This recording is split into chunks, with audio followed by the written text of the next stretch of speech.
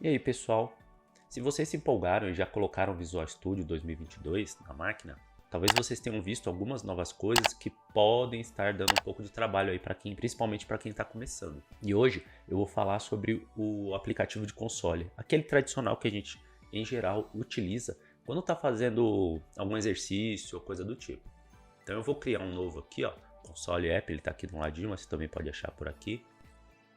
E vou criar como .NET 6.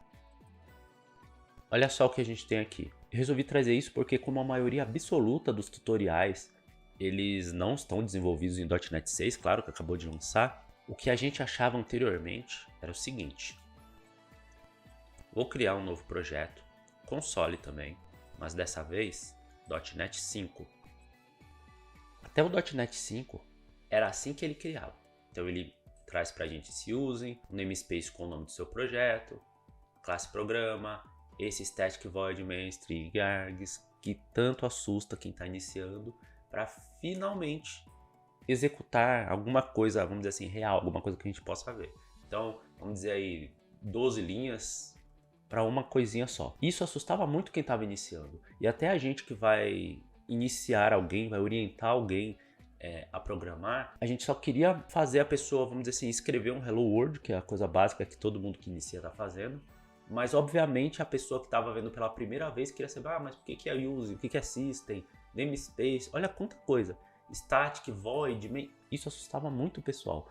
Às vezes a gente pega uma pessoa, por exemplo, que vinha de um Python, de um JavaScript, onde ele rapidamente fazia alguma coisa aparecer na tela e precisava aprender essa cascata de coisas para simplesmente escrever uma coisinha.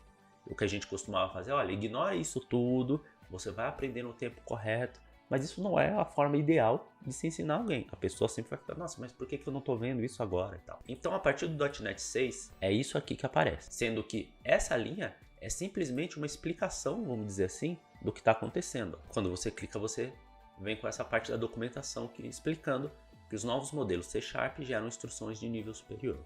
Instruções de nível superior, você dificilmente vai encontrar com esse nome. É o que a gente chama de Top Level Statements.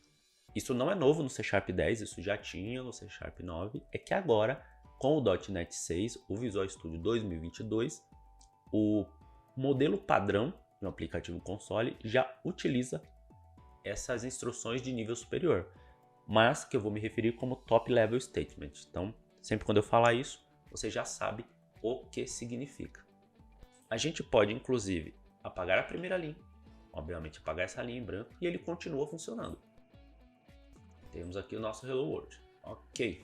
E o que mais a gente pode tirar daqui? Mesmo no Top Level Statement do C# 9, a gente precisava utilizar o using. O using era necessário, ao menos para fazer uma referência ao system e ele saber que pode usar o console de lá, console.writeLine. Agora, com o .NET 6, a gente tem alguns usings implícitos. Implícito quer dizer o quê? Ele já, vamos dizer assim, esconde lá para você. Ó, eu estou usando aqui, não precisa nem escrever. Então eu escrever ou não o using system aqui não vai fazer diferença. Naquela mesma página de documentação, ele vai mostrar ó, diretivas implícitas using. É o que eu falo, a tradução aqui fica sempre meio esquisita, mas é isso que ele está falando aqui. Então ele explica que algumas usings como essas aqui, que são, vamos dizer assim, as principais utilizadas, já estão lá. Você não precisa colocar. Então using system, system.io, principalmente ali na aplicação de console para quem está começando, sempre vai bater nisso daqui. Outra muito utilizada é Collections e Generics e Link, que é quando a gente vai começar a mexer com listas, usar um pouquinho do link ali para, porque a gente coloca um ponto, count, ponto, where, ponto, coisa do tipo assim, coisa desse tipo, tá usando o link, então ele já põe aqui pra gente também.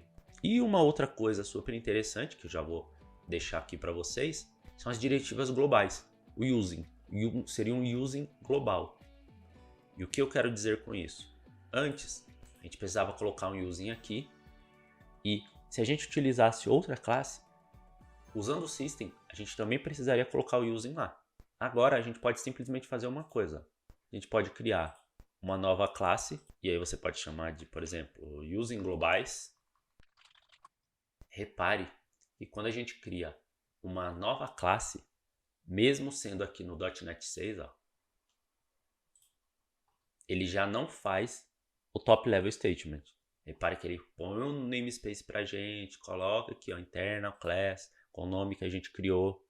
Por quê? Porque você só pode ter uma classe top level statement. Então, geralmente vai ser a primeira, que é ali o ponto de entrada, e aí as outras você utiliza no formato, vamos dizer assim, normal, padrão que a gente sempre utilizou. E só uma coisa, você também pode transformar essa primeira aqui, que no caso é o nosso program, numa classe, vamos chamar assim, normal, usando aqui namespace, internal class, no caso lá vai ter um static void main. Você pode fazer isso, não tem problema nenhum. Então, se você se sentir muito perdido, muito perdida num tutorial, você tem aí um tutorial que ele abre e aí ele fala, ele mostra lá o static void main string args. Você pode digitar aquilo aqui, ó. Você abre aqui, escreve tudo, ó. Eu vou fazer um exemplo.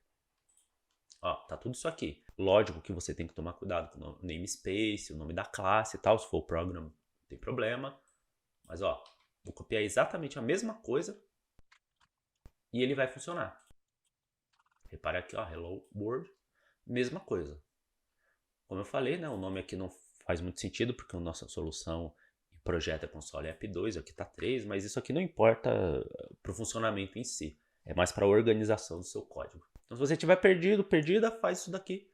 Esse ao menos vai se achar. Só reforçando que o using do system é desnecessário.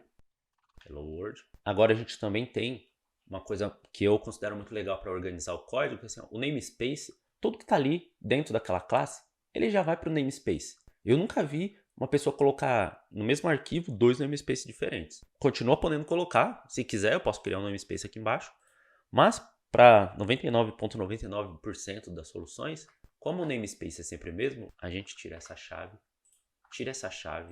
coloca um ponto e vírgula aqui, pode dar uma formatada aqui, ó, e agora ele ficou mais à esquerda. Então aquele código que a gente costumava fazer e ele já ficava, vamos dizer assim, indentado com espaço à direita por causa do namespace, então agora a gente ganhou e olha o que aconteceu aqui, ficou mais colado na esquerda. Isso também é uma nova coisa, isso é uma coisa simples, mas que para a organização do código, para a beleza do código, quem consegue ver beleza no código, para a organização fica melhor. Ah, e eu estava falando das using globais lá, vou fazer o seguinte, é muito comum a gente criar uma pasta chamada models e colocar ali os modelos. Se você não sabe do que eu estou falando, você ainda vai se deparar com esse tipo de arquitetura, vamos dizer assim, de organização. Então não se preocupa, mas é só para mostrar que eu estou criando uma pastinha, eu vou colocar coisa dentro dessa pasta, isso vai me criar um novo namespace.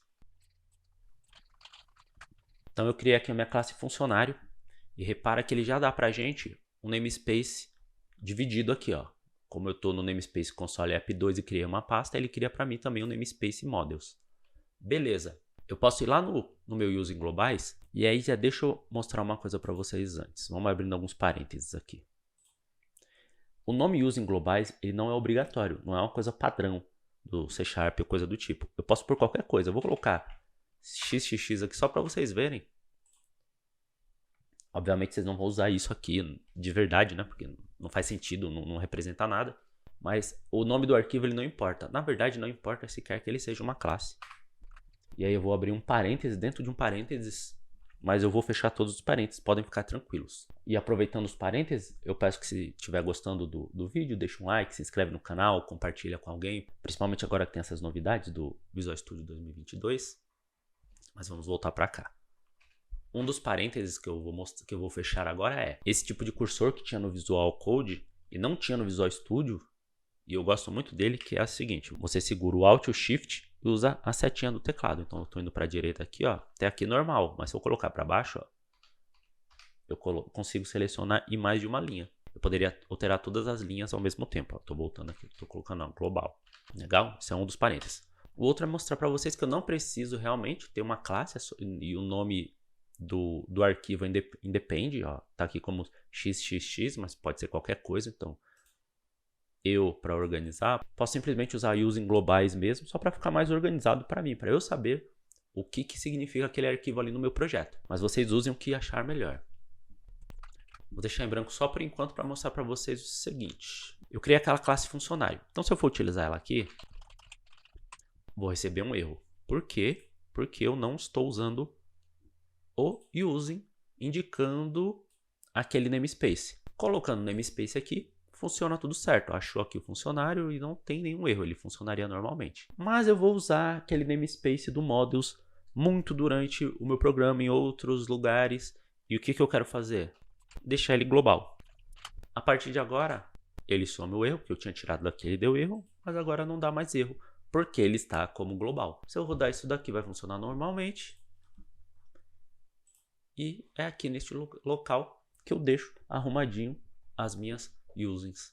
Bacana? Então essas são algumas novidades, algumas mudanças que tivemos aí para o .NET 6 e o Visual Studio 2022. Eu espero que tenha gostado, espero que ajude um pouquinho aí. Se gostou, se ajudou, deixa um like, compartilha, se inscreve. E eu vejo vocês no próximo código.